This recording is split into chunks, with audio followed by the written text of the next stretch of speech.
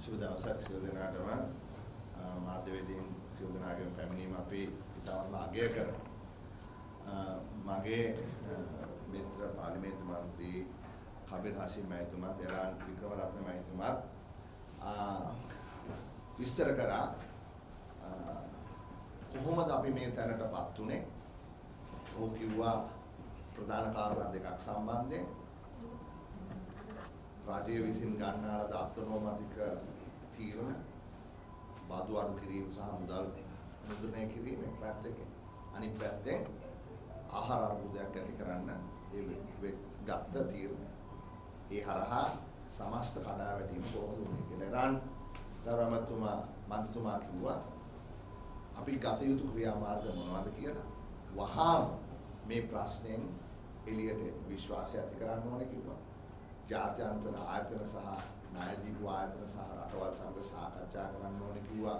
ශක්තිමත් තැනක ඉඳලා ඒ වැටිච්ච විශ්වාසය ගොඩනැගීම සඳහා රජයේ ප්‍රතිපත්ති ක්‍රියාත්මක කිරීම සඳහා මහ බැංකුවට දිය යුතු ඒ ස්වාධීනත්වය ලබා දෙන්න ඕනේ කියලා කිව්වා. උද්දමනය පාලනය කිරීම සඳහා අවශ්‍ය ප්‍රතිපත්තිමය කටයුතු කරන්න ඕනේ කියලා. මම කැමතියි කතා කරන්න අපේ සමගි ජන බලවේගයේ වැඩපිළිවෙල හැටියට කොහොමද මේ රට ගොඩගන්නේ ඒ ශනික සහ මධ්‍යකාලීන ප්‍රවාහයට එහාට. අපි බලාපොරොත්තු වෙන්නේ සමාජ ප්‍රජාතන්ත්‍රවාදී ව්‍යුහයක් තුල මේ ආර්ථිකය ගොඩ ගන්න. මොකද අපි තේරුම් ගන්න ඕනේ අවසානයේදී අපි ආමන්ත්‍රණය කරන්න ඕනේ මේ රටේ ජීවත් වෙන සියලු පුරවැසියන්. අර ඉරාන් මන්ත්‍රීතුමා කියපු නංගි ඇත්ත වශයෙන්ම මැද පෙරදිග යා යුතුව තිබුණා. ඇයගේ පවුලට කුමක්ද සිද්ධ වුනේ? ඇයගේ දරුවන්ගේ අධ්‍යාපනය සම්බන්ධයෙන් කවුද කටයුතු කරන්නේ? ඇය ලංකාවෙම ඉඳලා ඒ ඩොලර් ආදායම ලබා ගත්තා නම් නෙමෙයිද හොඳ? එතකොට ඒ තරුණ කාන්තාවගේ සිහිනය සැබෑ කරන්න තමයි, හැම අම්මා කෙනෙක්ගේම සිහිනය සැබෑ කරන්න තමයි අපි උත්සාහ කරන්නේ සමගි ජන බලවේගයේ හැටියට. ඒක තමයි අපේ මූලික අවශ්‍යතාවය. ඒක තමයි අපි සංවර්ධනය කියලා විග්‍රහ කරන්නේ. නොයෙකුත් දත්ත ඉදිරිපත් කරන්න පුළුවන්. ඒක අපිට කරන්න පුළුවන්. නොයෙකුත් සමාජයේ සිද්ධ වෙන කතිකාවත් ගැන කතා කරන්න පුළුවන්. ඒකත් අපිට කරන්න පුළුවන්. ඒ තමයි කබිර් මන්ත්‍රීතුමා කිව්වේ අපි මෙතනට එන්නේ කොටස් දෙකකින්. අපිට ඒ තාර්කිකව විෂානුබද්ධව මං හිතන්නේ පළපුරුද්දක් තියෙනවා. අපි තුන් දෙනා ගත්තොත් අවුරුදු 100කට වඩා. හරි? ඒත් එක්කම දේශපාලන අවබෝධයකුත් තියෙනවා. ඉතින් ඒ හරහා තමයි අපි සංවිධාන බලවේගයේ මේ ආර්ථික ප්‍රතිපත්තිය අර මම කිව්වා වගේ සියලු මාවකගේ සිහිනය සබා කිරීම සඳහා ඉදිරිපත් වෙලා ඉන්නේ. දැන් මේ සමාජ ප්‍රජාතන්ත්‍රවාදී ව්‍යුහයක් තුළ අපි ගොඩනගන්න යන්නේ සෝෂල් මාකට් ඉකොනොමි මතත්තන් සමාජ වෙළඳපොළ ආර්ථිකය. හරි, ඒ ආර්ථිකයේ කොටස් මූලික දෙකක් තියෙනවා. අපි ආර්ථික නිදහස පිළිගන්න, ඉකොනොමික් ෆ්‍රීඩම්. අනිත් පැත්තෙන් අපි සමාජ සාධාරණත්වය පිළිගන්න, සෝෂල් ජස්ටිස්. එතකොට අපි කොහොමද මේ කාරණා දෙක යම් සම්මිශ්‍රණයක් කරලා අර ජනතාවගේ බලාපොරොත්තු ඉෂ්ට වෙන තැනට මේ රටේ ආර්ථිකය ගොඩනගන්න. එතකොට අපි කාරණා තුනක් මම විග්‍රහ කරන්න කැමතියි. කෙටියෙන්. මොකද විනාඩි 10යි අපි ගන්න. මේ සමාජ වෙළඳපොළ ආර්ථිකයේ අපි වෙළඳපොළ ක්‍රියාදාමය සම්පූර්ණයෙන්ම පිළිගන්නවා. ඒ කියන්නේ අපි විශ්වාස කරන්නේ නැහැ දේශපාලඥයෙක්ට හෝ නිලධාරියෙක්ට හෝ පුළුවන් කියලා කියන්න මෙන්න මේ විදියටයි, මෙන්න මේ මිලටයි, මෙන්න මේ විදියට මෙතන කෘෂිකර්මය වෙන්න පුළුවන්, කර්මාන්ත වෙන්න පුළුවන්, සේවා වෙන්න පුළුවන්, නිෂ්පාදනයේ විය යුත්තේ සහ විකුණුම් මිල විය යුත්තේ කියන එක. ඒකත් එක්කම ඒහා වැදගත්කමක් ඇති දෙවනි කාරණාව තමයි සුදුසු සමාජ ප්‍රතිපත්ති නිර්මාණය කරන එක. ඒවා මුදල් ප්‍රතිපත්ති වෙන්න පුළුවන්, ණය ප්‍රතිපත්ති වෙන්න පුළුවන්, වෙළඳ ප්‍රතිපත්ති වෙන්න පුළුවන්, බදු ප්‍රතිපත්ති වෙන්න පුළුවන්, ආයෝජන ප්‍රතිපත්ති වෙන්න පුළුවන්. ඒතර මේ ප්‍රතිපත්ති නිර්මාණය කරලා ඒව ක්‍රියාත්මක කරන්න ඕනේ අර අපි කියපු වෙළඳපොළ ආර්ථිකයේ ක්‍රියාත්මක වීමට අවශ්‍ය ඒ පසුබිම සකස් කර ගැනීම සඳහා. හරිනේ? ඊට අමතරව අපේ නියාමන හැකියාවක් තියෙනවා. සියලුම දේ පාවෙන්න ඇරලා අපිට කරන්න දෙයක් නැහැ. අර නවලිබරල් වාදී ප්‍රතිපත්ති බැසිල් රාජපක්ෂ මැතිතුමා අනුගමනය කරන, එහෙමත් නැත්නම් වෙන කවුරු හරි කලින් කෙනෙක් අනුගමනය කරපු එතන අපි නැහැ. එතකොට මේ නියාමන වැඩපිළිවෙල කරහා අපිට පුළුවන් වෙන්න ඕනේ සමාජ සාධාරණත්වය ලබා දෙන්න. එතකොට මේ සාධාරණ තරගකාරීත්වයක් ඇති සුබ සාධනයකුත් ඇති ආර්ථිකයක් තමයි අපි නිර්මාණය කරන්න බලාපොරොත්තු වෙන්නේ. එතකොට මේ ලංකාවේ ආර්ථිකය කොයි වගේ වෙයිද? මොකද අපිට කලින් පැහැදිලි වෙච්ච ආකාරයට අපිට තියෙන මූලික ගැටලුවක් තමයි මේ ණය ඩොලර් ණය කන්දක් තියෙන. කබීර් මහතුමා කිව්වා අපි නිෂ්පාදනය කරනවට වඩා පරිභෝජනය කරන නිසා, ඒ පරිභෝජනය කරන්නේ වෙන රටවල් නිෂ්පාදනය කරන භාණ්ඩ හා සේවාවන් නිසා, ඒවා මිලදී ලබා ගැනීමට ඩොලර් අවශ්‍ය වෙන නිසා වසරක් පාසා මේ ඩොලර් ණය ලබා ගැනීම නිසා ඩොලර් ණය කන්දක් නිර්මාණය වුණා කියලා. නමුත් අපි කරන්න බලාපොරොත්තු වෙන්නේ මේ ඩොලර් ණය කන්ද ඩොලර් සංචිත කන්දක් බවට පරිවර්තනය කරන්න. ඒකයි අපේ මේ වැඩපිළිවෙලේ ඩ්‍රයිවිං ෆෝස් එක වෙන්නේ. ඩොලර් ණය කන්ද ක්ෂය කරලා ඒ වෙනුවට ඩොලර් සංචිත කන්දක් හදනවා. මිනිස්සු අපෙන් අහනවා අපි බංග්ලාදේශයෙන් ඩොලර් මිලියන 200ක් ණයක් ගන්න ගියාම කොහොමද බංග්ලාදේශයේ මේ විදිහට ඩොලර් සංචිත කන්දක් ඇදුවේ? එදා ඔවුන්ට ඩොලර් 1000ක් තිබුණේ ජීවත් වෙන්න. අද ඔවුන්ගේ ඩොලර් සංචිත ඩොලර් බිලියන 45ක් වෙලා. පුද්ගලයෝ අපෙන් අහනවා වියට්නාමේ කොහොමද මේ වගේ ඩොලර් සංචිත කන්දක් නිර්මාණය කරේ? එදා දරිද්‍රතාවයෙන් තෙරපිලා හිටපු මිනිස්සු අද ශීඝ්‍රයෙන් සංවර්ධනය වෙලා ඔවුන්ගේ ජන ජීවිතය සුඛිත මුදිත කරමින් ඉන්නවා. ඒක කොහොමද කරේ කියලා කට්ටිය අහනවා. ඒක තමයි අපේ මේ ආර්ථික වැඩපිළිවෙල අපි ක්‍රියාත්මක කරන්නේ අපි කාලයක් තිස්සේ අධ්‍යයනය කරා. කබීර් එරාන් මම ඇතුළු අපේ විද්වත් කණ්ඩායම අපිත් එක්ක වැඩ කරන අපි අධ්‍යයනය කරා. නොයෙකුත් රටවල් වල කොහොමද මේ සාර්ථකත්වය ලබා ගත්තේ? අපි යම් එකඟතාවයන් වලට පැමිණියා. ඒ හරහා තමයි අපි මේ වැඩපිළිවෙල ඉදිරිපත් කරන්න බලාපොරොත්තු වුණේ. එතකොට මූලික දේ තමයි ශ්‍රී ලංකාව ලෝකයට ඒකාබද්ධ කිරීම. ඒක මූලික වැඩපිළිවෙලක්. හරි, integrate Sri Lanka with the world. අත වශයෙන්ම 1989 ප්‍රේමදාස ජනාධිපතිවරයා ලංකාවේ එවකට තිබිච්ච ෆ්‍රී ට්‍රේඩ් සෝන් එමත් නැත්නම් නිදහස් වෙළඳ කලාප ලංකාව පුරා ඇඟලුම් කර්මාන්ත 200 හරහා ව්‍යාප්ත කරනකොට එතුමා ඒක තමයි කිව්වේ. අපි මේ ලංකාව ලෝකෙට එකතු කරලා ලංකාවේ කාන්තාවන් තරුණයන් නිෂ්පාදනය කරන භාණ්ඩ හා සේවාවන් රට අරලා ඒ ඩොලර් අපි උපයගමු කියලා.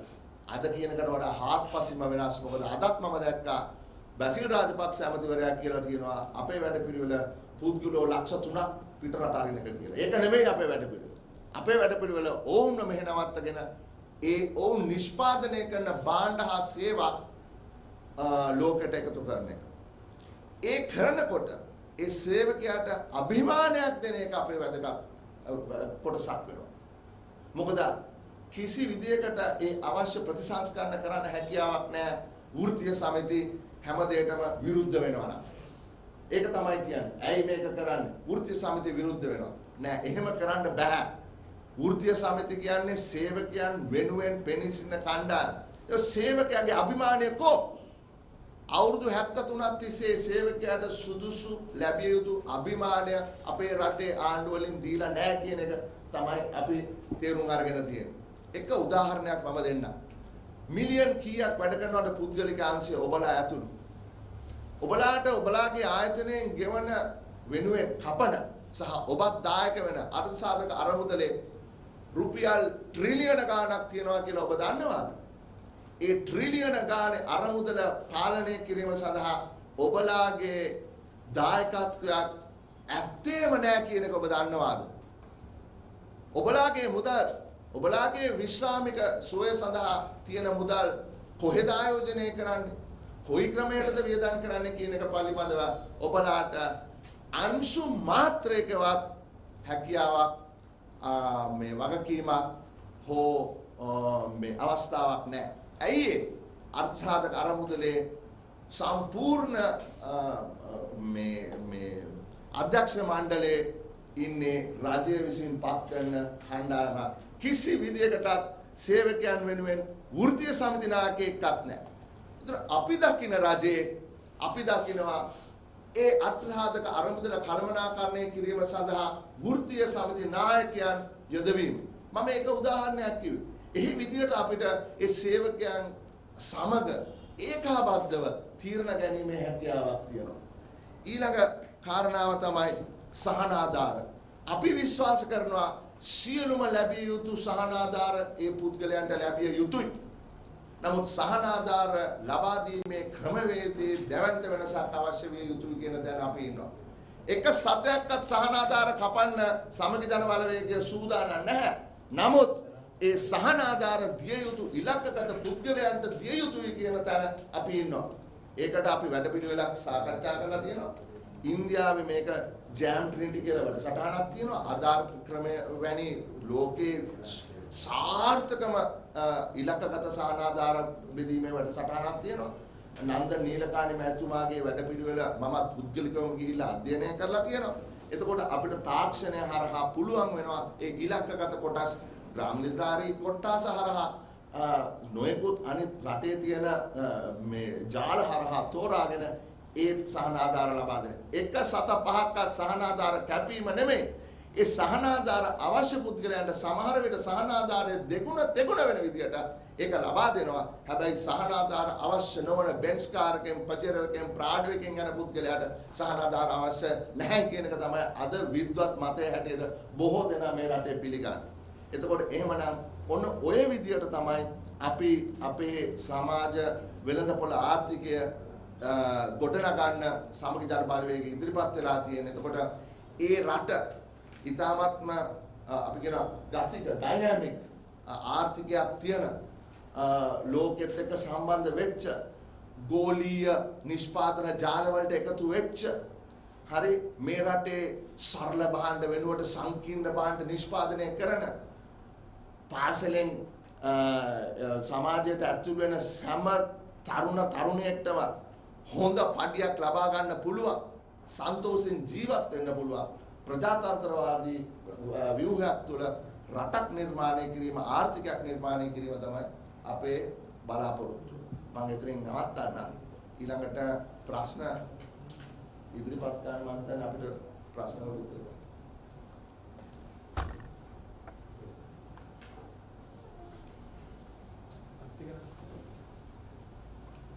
අපිට ණය දෙනවද අනිත් රටවල්?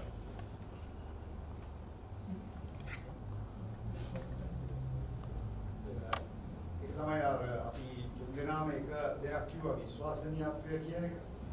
ක්‍රෙඩිබිලිටි. ශ්‍රේණිගත වීමෙන් ආත දෙලුවම පල්ලයට වැඩිලා තියෙන අවස්ථාවේදී වෙනස් කරන්න පළමුවෙන්ම අවශ්‍ය වෙන්නේ පාලකයන් පිළිබඳව රට ගැන ඇති වෙන විශ්වාසය. 2019 අපේ ස්වෛරය බැඳුම් කර ප්‍රීමියම් එකට වීකින් වෙලඳපොළ. ඒ කියන්නේ අපිට තියෙන මිලට වඩා වැඩි මිලක් ගන්න පුළුවන්කම තිබුණා. ලංකාව ගැන ඒ තරම් විශ්වාසයක් අපි ආණ්ඩුව බාර දෙනකොට ජාත්‍යන්තර වෙලඳපොළේ තිබුණා. මාස 3කින් එක කන පිට හරවලා අපිව වට්ටම් කරන මට්ටමට වැටුණා. ඒක මේ ආණ්ඩුවේ වරද. අපි දිගටම කියලා දුන්නා විශ්වාසනීයත්වය ආපහු හදන්න. ඒ වැඩ පිළිවෙල තමයි අපි අද කිව්වේ. අපි ජාත්‍යන්තරයේත් එක්ක සමන් තාප්පයකට ඉන්න. අතරගාතේ වැඩිලා ගිහිල්ලා යමක් ඉල්ලන්න නෙවෙයි. අපිට එයාලත් එක්ක තරඟ කරන්න පුළුවන් හැකියාවක් තියෙන ආර්ථිකයක් අපිට හදන්න පුළුවන් කියන විශ්වාසය. දැන් මෙහෙමයි ඒක තවදුරටත් අපි තාර්කිකව මේ තාක්ෂණිකව ඉදිරිපත් කරොත් debt sustainability analysis කියලා එකක් තියෙනවා. හරි ඒ කියන්නේ ණය ස්ථායීකරණ විශ්ලේෂණ. හරි ඊට පස්සේ තව එකක් තියෙනවා debt dynamics කියලා. ඒ කියන්නේ ණයේ ගතිකත්වය. එතකොට අපිට පුළුවන් වෙන්න ඕනේ ආයෝජකයාට පෙන්වන්න අපේ ණය මේ ස්ථායීකරණ වැඩපිළිවෙල අපිට තියෙනවා කියලා. එතකොට ඒක තමයි එරාන් මන්ත්‍රීතුමා කිව්වේ අර අත්නෝමතික බදු කපා හැරීම නිසා සහ නොයෙකුත් ගත්ත ඒ අමනෝන්‍ය තීරණ නිසා අපිට අපේ ණය ගෙවා ගන්න බැරි තත්ත්වයකටපත් වෙලා ඉන්නවා. දැන් ඊයේ නෙවෙයි පෙරේදා බැසිල් ඇමතුමා ඉදිරිපත් කරපු කැබිනට් පත්‍රිකාවේ මුලින්ම තියෙන්නේ මොකද්ද? අපේ රටට 2022 ඩොලර් බිලියන 6.9ක් ණය ගෙවන්න තියෙනවා. අපි දැනගෙන හිටියෙත් නෑ එතුමා කියනවා ජනවාරි මාසේ විතර ඩොලර් බිලියන 1.3ක් ණය ගෙවන්න තියෙනවා කියලා. එතුමාගේ කැබිනට් පත්‍රිකාවේ ඒක තියෙනවා. හැබැයි ප්‍රශ්නේ තියෙන්නේ ඒ ණය අවුරුද්ද පුරා ගෙවන වැඩපිළිවෙලක් ඔවුන්ට ඉදිරිපත් කරගන්න බැරි වෙලා තියෙනවා. එතකොට අපි කියන්නේ අපිට පුළුවන් වෙනවා ජාත්‍යන්තරයට සහ මේ රටේ සියලු ආයතන වලට ජනතාවට පෙන්වන්න ඒ වෙනස අපිට ඇති කරන්න හැකියාවක් තියෙනවා කියලා. ඒ කියන්නේ ඒ ස්ථායි ණය ස්ථායි කිරීමේ වැඩපිළිවෙල ණය ගෙවීමේ ණය නැවත ගෙවීමේ ණය පියවීමේ ස්ථායි කිරීමේ වැඩපිළිවෙල අපිට ඉදිරිපත් කරන්න පුළුවන් කියලා අපි දැඩිව විශ්වාස කරනවා. ඒ හරහා තමයි ඒ විශ්වාසය ජාත්‍යන්තරව අපි කෙරෙහි ගොඩ නැගෙන්නේ. එතකොට මෙතුමා කියවනේ ඉන්සෝල්වන්සි කියලා. ඒ කියන්නේ ණය ගෙවා ගන්න බැරි තැනකට බංකොලොත් භාවය කියලා කියන්නේ. හරි එතනින් ගොඩ ගන්න මූලිකම දේ. හරි මෙතුමා බැංකුවක ප්‍රධාන විධායක නිලධාරියෙක් කියලා වැඩ කරලා තියෙනවා. හරි එතුමා ඒක තමයි කිව්වේ බැංකුවකට ණය ගන්න ගියාම කෙනෙක්ට 1000ක් තව කෙනෙක්ට 2000ක් දෙන්නේ. බැංකුව ඔහු හෝ ඇප් කෙරෙහි තියෙන විශ්වාසය මත. හරි ඒක ඒ විශ්වාසය ගොඩනගන්න යම් කිසි පසුබිමක් වැඩපිළිවෙලක් තියෙනවනේ කියලා කවුරු දැනගන්න ඕනේ. දැන් බැසිල් මහත්තයා කියනවා නෑ අපි ණය ගෙවන්න පුළුවන් කියලා විශ්වාසයෙන් කතා කරනවා. එහෙම කිව්වොත් කරුණු දෙක 2019 දී ජනාධිපති ගෝඨාභය රාජපක්ෂ පාර්ලිමේන්තුවට ඇවිල්ලා වැඩපිළිවෙල ඉදිරිපත් කරනවා. රාජ්‍ය නායකයෙක් වැඩපිළිවෙල ඉදිරිපත් කරපුවාම රටක ශ්‍රේණිගත කිරීම අඩුම ගානේ මේ මට්ටමේම තියෙන්න ඕනේ. නමුත් විශ්වාසයක් ඇති වුණොත් වැඩපිළිවෙල තුළ ශ්‍රේණිගත කිරීම ඉහළට යනවා. ගෝඨාභය රාජපක්ෂ ජනාධිපතිතුමාගේ වැඩපිළිවෙල ඉදිරිපත් කරාට පස්සේ ශ්‍රේණිගත කිරීම එකපාරින් පහළට ආවා. බැසිල් රාජපක්ෂ මැතිතුමා අයව ඉදිරිපත් කරනවා කතාව ඉදිරිපත් කරලා මොනවද වෙන්නේ ශ්‍රේණිගත කිරීම වලට නැවතත් ශ්‍රේණිගත කිරීම පහළට එනවා. ඉතින් මේ විශ්වාසයේ ප්‍රශ්නය ලොකු ගැටලුවක් ලොකු ප්‍රශ්නයක් තියෙනවා විශ්වාසයේ ප්‍රශ්නය ගැන වැඩපිළිවෙල පිළිගන්නේ නැහැ. නිවාඩ් කබ්‍රාල් මහා බැංකුවේ අධිපතිතුමා රෝඩ් මැප් කියලා හරිද ඉදිරිපත් කරනවා වැඩපිළිවෙල. මොනවද ශ්‍රේණිගත කිරීම වලට උනේ? ස්ථාවර භාවයක්වත් තිබුණාද? නෑ අනිත් පැත්තට ගියේ. දන්නවයි පුද්ගලයන් පිළිබඳ විතරක් නෙමෙයි වැරදි ප්‍රතිපත්ති අනුගමනය කරනවා නම් ණය දෙන පුද්ගලයෝ දන්නවා මේ මිනිස්සුන්ට ණය දුන්නොත් ඒ මිනිස්සු විතරක් නෙමෙයි බංකොලොත් අපිත් බංකොලොත්. ඒ අපිනේ ණය දෙන්නේ අපිත් බංකොලොත් කියලා ඒ අය දන්නවා. තව එකක් මේකට එකතු කරන්න ඕනේ මම හිතන්නේ ඒක වැදගත්. අපි කලින් මේක ඉදිරිපත් කරාට මම හිතන්නේ ඒක සමාජගත වුණා කියලා අවශ්‍ය ප්‍රමාණයට. ඒ තමයි එරන් මන්තුමා කිව්වා සුද්දට මේ ණය ගෙවන්න සූදානම් වෙනවා කියලා. අත වශයෙන් මෙතන කළු සුද්දොත් සෑහෙන ප්‍රමාණයක් ඉන්න බව අපි දන්නවා. ඒ තමයි ද්විතීයික වෙළඳපොලේදී මේ වට්ටම වැඩි වුණාම ඒ ජාත්‍යන්තර ස්වෛරී බැඳුම් කරවල මුහුණතාගේ විශාල වට්ටමකට ගන්න පුළුවන් වෙච්ච අවස්ථාවේ අපි දැක්ක දැන් සති කිහිපයකට කලින් මේ ඉතාමත්ම අඩු ගණන් වලට ඩොලරය 750ට 748ට 760ට ගන්න පුළුවන් අවස්ථා තිබුණා.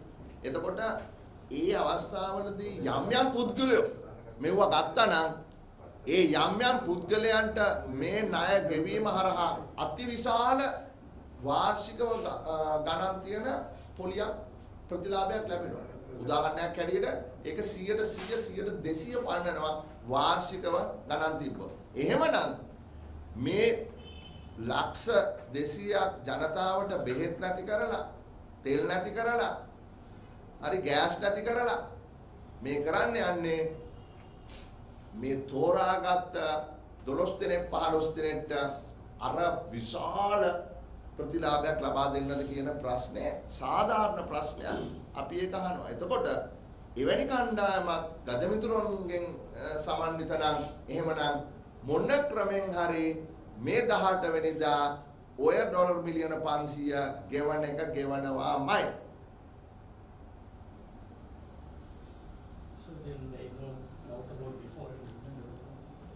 What I'm saying is, what I'm saying is, if we don't know, it's an if condition, Nisa.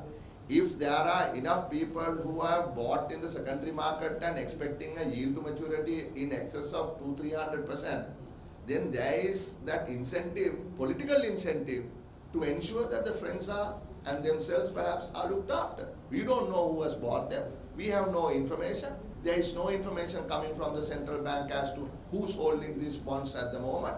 So it is a relevant question.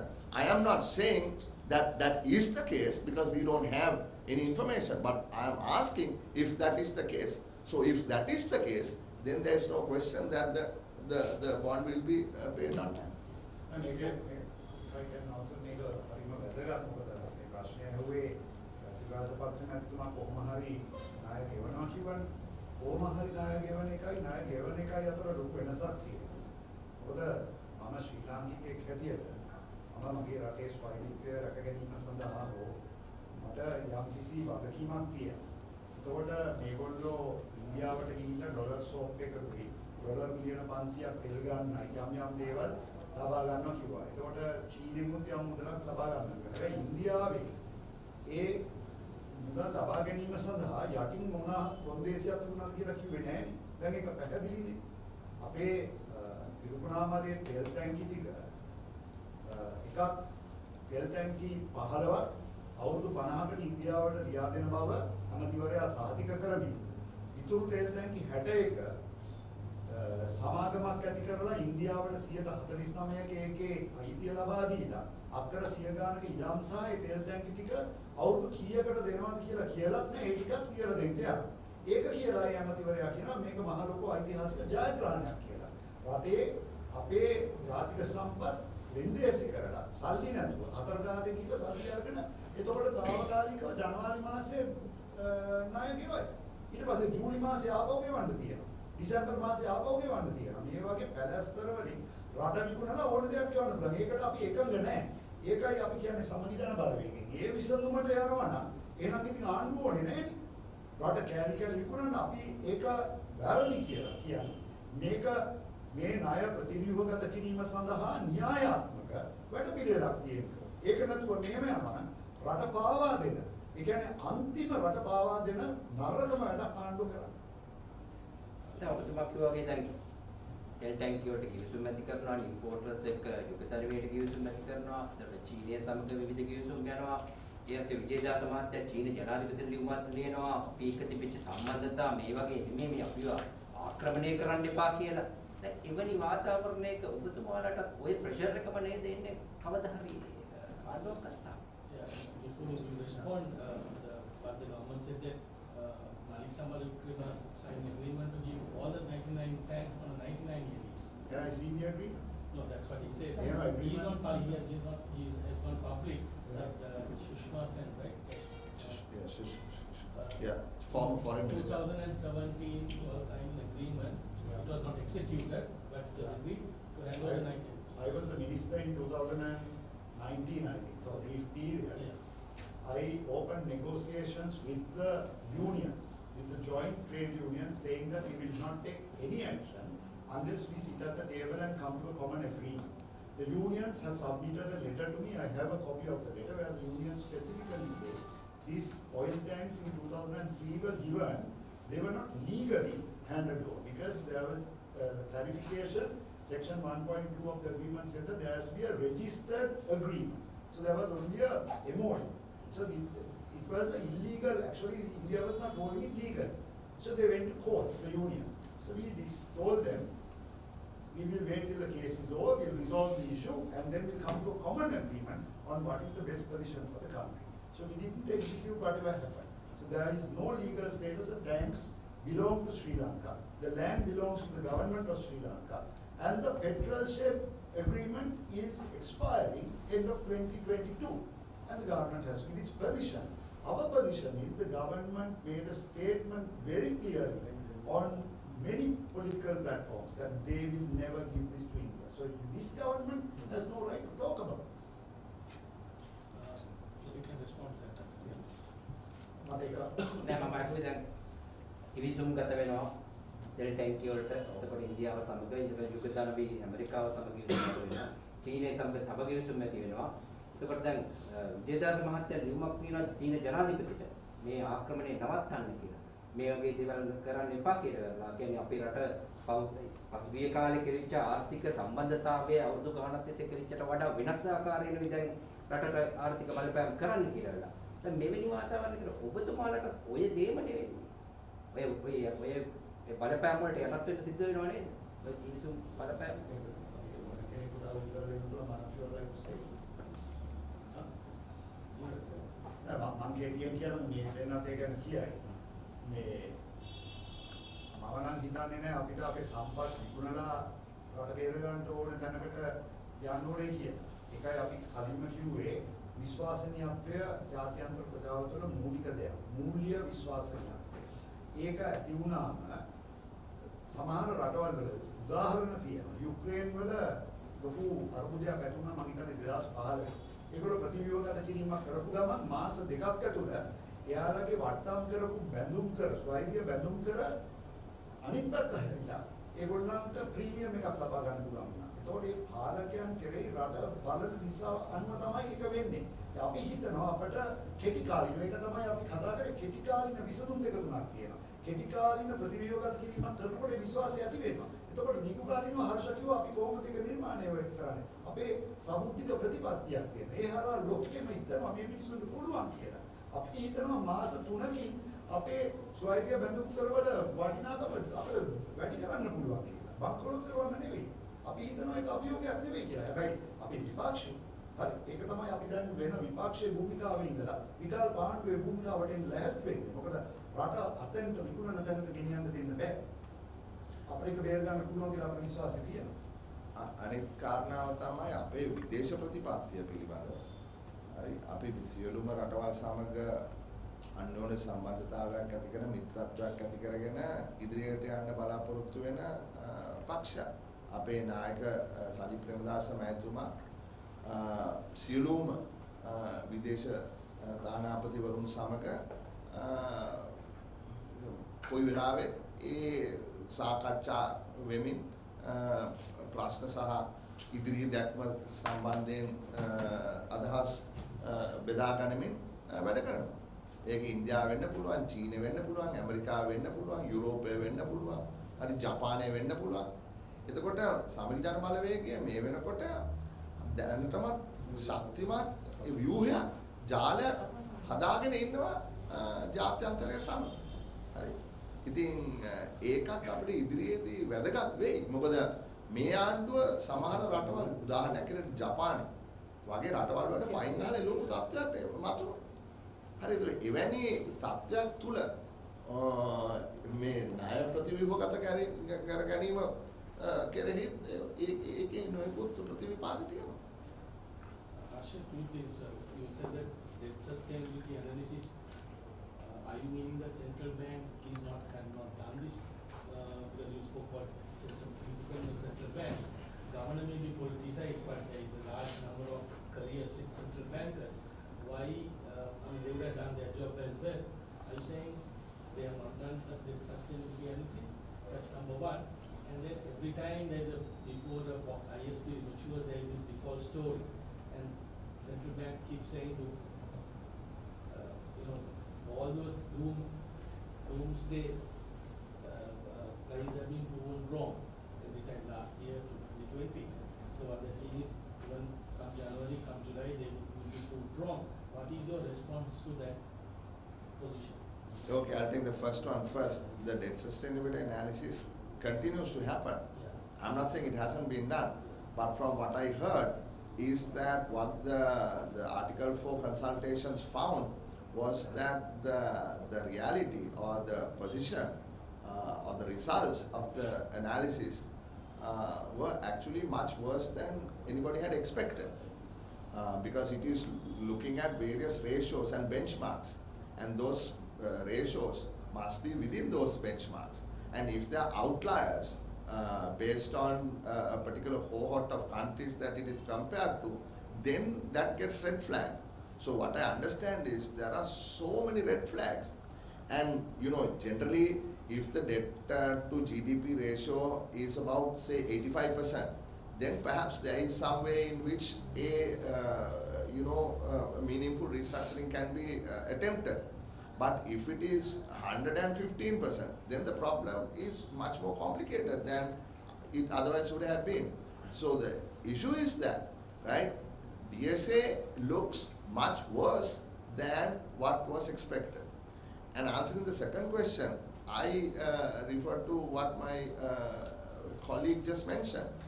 It is not a matter of paying, it is a matter of prioritizing who to look after, right? Yes, if we can pay off by selling an asset or getting into a swap agreement for 3 months with someone else and utilizing all that money to pay the debt so that a particular group is going to make 200-300% return on the one hand, and on the other hand, we can say, look, we did it and we proved the doomsdayers wrong. I don't think that is the priority. That is pure cheap politics, right? We are not talking about cheap politics here. We are not trying to say, that they are not going to be able to pay, don't pay. We are not saying that. We are just presenting to you a set of facts, and these facts speak for themselves.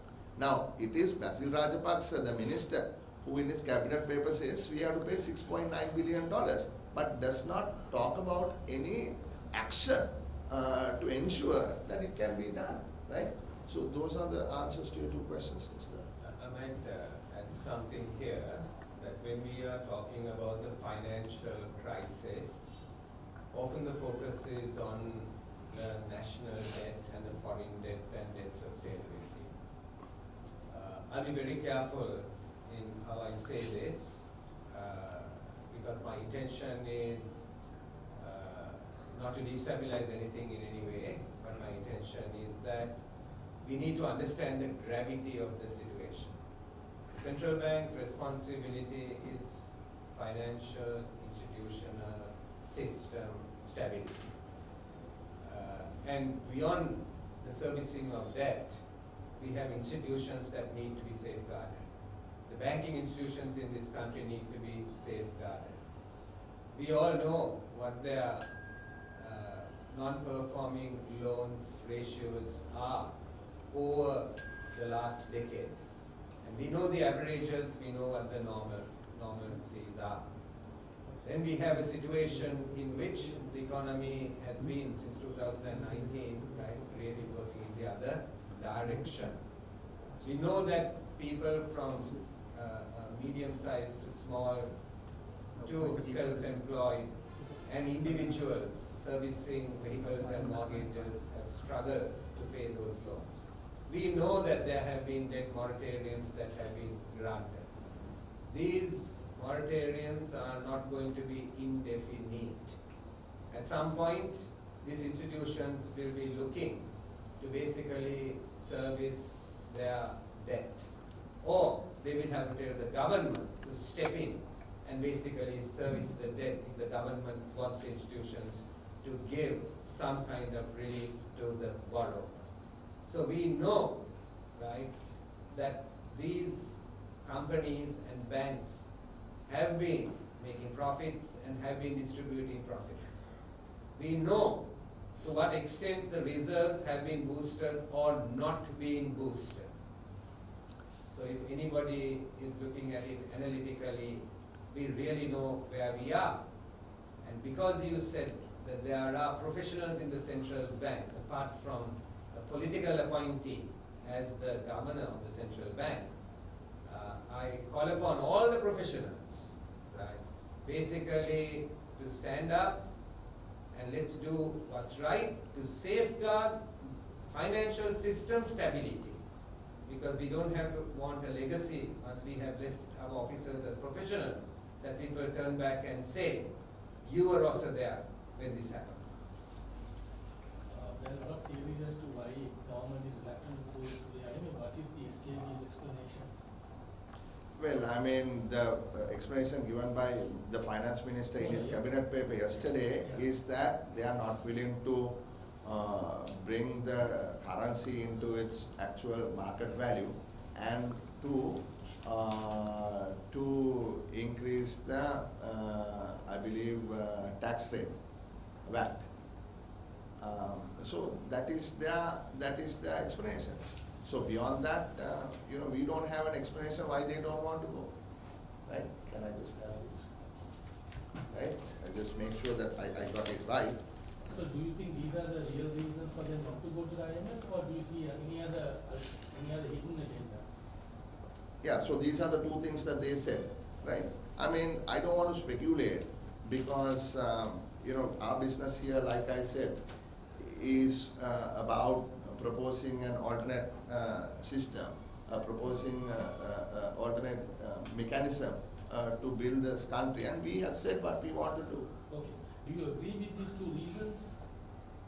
Given that if you were in government right now, would you agree that this is the best to avoid? No, I do not. I don't think so. No, because there are two things. One is, he explained very well that the market rate and the the force rate or the artificial rate have diverged extensively, right? So that divergence cannot be sustained. Just today or yesterday, Turkey followed Sri Lanka and said, look, 25% of all proceeds into commercial banks in lira will have to be converted into dollars, and yet they are losing the value of their currency because they are not holding it artificially by about 50% or 44% thus far. So one must understand that neither Nivard Cabral nor Basil Rajapaksa can dictate to the market. It can never happen. They should have learned it with Bandula Gunawardena. In fact, Basil Rajapaksa said that Bandula Gunawardena couldn't do it. And everybody knows this story as to be a fact, right? So you have to guide the markets. You have to incentivize the markets for it to perform at an acceptable equilibrium. Markets have to be in equilibrium. You can't sustain markets in disequilibrium for any time longer than maybe a very short period. So swaps and all are good to bridge finance. It is okay if you are facing a liquidity problem, but swaps and all won't do anything in a insolvency problem. So that is the message that needs to go into the heads of these economic policymakers. So I mean, the thing is, by how much should the rupee fall? By, now Basil Rajapaksa says, by 15% to 230 rupees, and he has calculated how much in addition they will have to spend in terms of rupees to pay back the loans. Now the fact is, we will not have any money to pay any loan if the inflows dry up. And we very, I think, simplified explanation of why inflows are not coming in. So as long as there is a divergence between the official controlled market rate and the official controlled rate and the market rate, you will see the inflows slowing down. So it is not what we want. We want the others. We want it to be the opposite. We want dollars to flow in. I mean, look, we are borrowing $400 million from India on a bunch of conditions as far as we are aware, right? But we lost $370 million in remittances in 1 month alone. That is just money that is coming in, flowing in. Why? Because of wrong exchange rate policy. So that is the answer to that. But the VAT, we all know, it is because of the tax decision of December 2019 like Honorable Kabir Hashim explained, how this problem started. So that is the beginning. So how can we not agree to, relooking at the entire tax structure? But even before the VAT, the OP issue and the VAT, from day one they said they will not go for it. Even before 2022 January. So I mean there must have been some other reason for them to not be very stubborn, saying they will not go to the IMF from day one.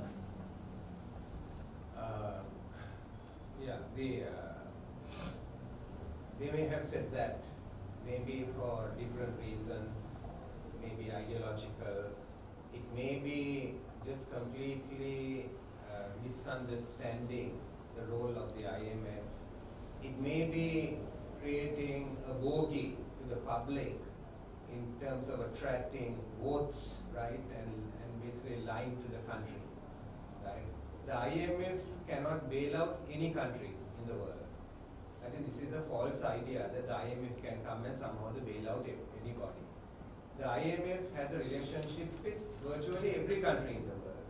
The IMF talks to every country in the world. They do their annual reviews with every country in the world, right? And then when we have a huge financial problem or some other country has a huge financial problem, the IMF doesn't give us the cash to go and meet those obligations.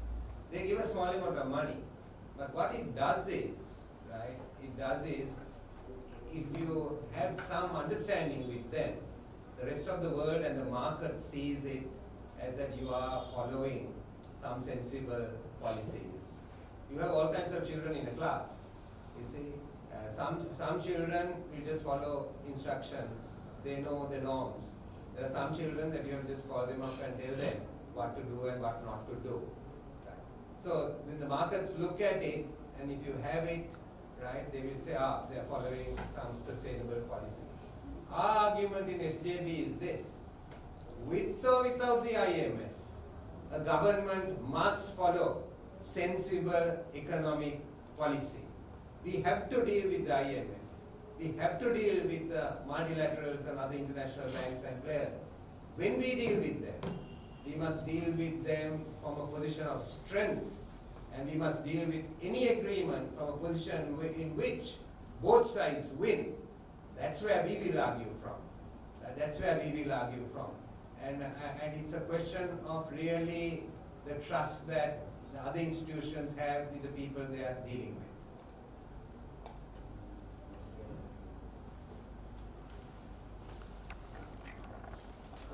සියලු දෙනාටම බොහොමත්ම ස්තුතියි. අපි මේ සාකච්ඡාව සතිපතා කරන්න බලාපොරොත්තු වෙනවා. අපි තුන්දෙනාගේ මූලිකත්වයෙන් අපි නොයෙකුත් ඒ අවශ්‍ය ටොපික්ස් අරගෙන ඒ සම්බන්ධයෙන් කාලීනව අපේ අදහස් ඉදිරිපත් කරන්න බලාපොරොත්තු වෙනවා. ඔබ සියලු දෙනාටම ආරාධනා කරනවා ඒ කටයුතුට සම්බන්ධ වෙන්න කියලා. අපේ යම්කිසි ප්‍රමාදයක් වුණා අද අපි පටන් ගන්නකොට ඒක අපි සමාවයි දෙනවා. ඒ අර පළවෙනි දවසේ නිසා ඒ සිද්ධ වුණා නොයෙකුත් වෙනස්කම් කරන්න අවසන් වුණා. බොහොම ස්තුතියි.